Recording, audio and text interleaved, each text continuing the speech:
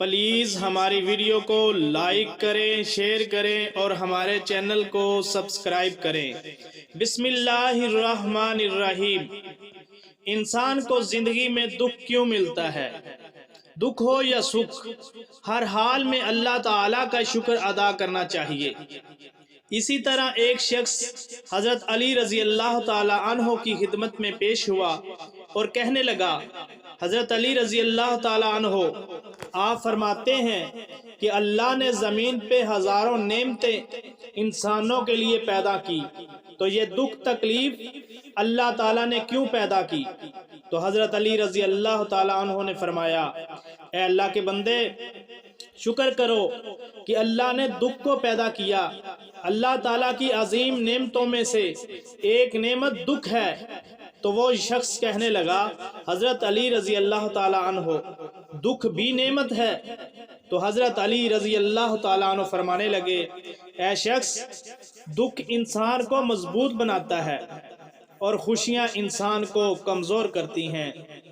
اللہ تعالیٰ جس انسان کو نوازنا چاہتا ہے، عظیم مقام دینا چاہتا ہے، تو اسے تکلیف، دکھ اور درد کی راہ بخشتا ہے تاکہ وہ مضبوط بن کے اتنا سیکھ لے کہ اپنی منزل تک جا پہنچے۔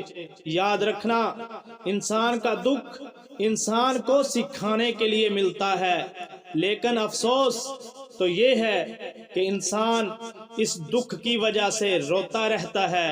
انسان دکھ اور درد کی وجہ سے کتنا بھی روتا رہے لیکن ختم نہیں ہوگا، کیونکہ دکھ انسان کو رلانے کے لیے بلکہ انسان کو سکھانے کے لیے آیا ہے۔ جب تم اس دکھ سے سیکھ لو گے جو وہ تمہیں سکھانا چاہتا ہے تو تمہارا دکھ خود بخود ختم ہو جائے گا۔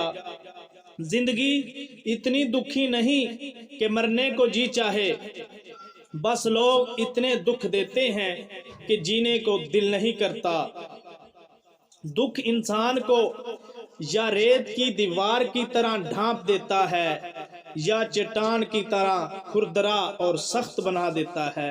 یہ ایک حقیقت ہے کہ انسان کو جہاں سے پیار کی سب سے زیادہ امید ہوتی ہے، اسے سب سے زیادہ دکھ بھی وہی سے ملتا ہے۔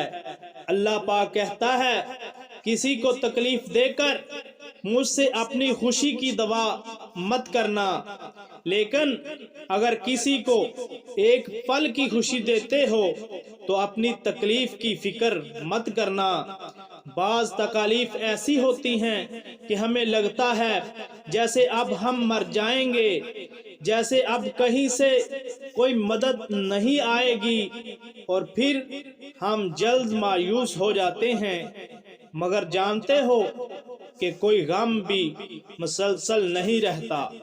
وہ ہمارا پیارا رب بڑا رحیم ہے، تمہاری سوچ سے بھی زیادہ کریم ہے۔ اسے تو یہ بالکل بھی گوارا نہیں کہ تمہیں کوئی تکلیف پہنچے۔ اللہ تعالیٰ جس کو اپنا آپ یاد دلانا چاہتا ہے اسے دکھ کا دے کر اپنی جانب متوجہ کر لیتا ہے۔ دکھ کی بٹی سے نکل کر انسان دوسروں کے لیے نرم پڑ جاتا ہے، پھر اس سے نیک اعمال خود بخود اور باخوشی سرزد ہونے لگتے ہیں۔ دکھ تو روحانیت کی سیڑھی ہے، اس پر صبر اور شکر کرنے والے ہی چڑھ سکتے ہیں۔ کچھ دروازے ہمیں کود کر خود ہی بند کرنے پڑتے ہیں۔ اللہ پاک فرماتا ہے، تم مانگو مجھے، تمہارا مانگنا اچھا لگتا ہے، تم کیوں پریشان ہوتے ہو؟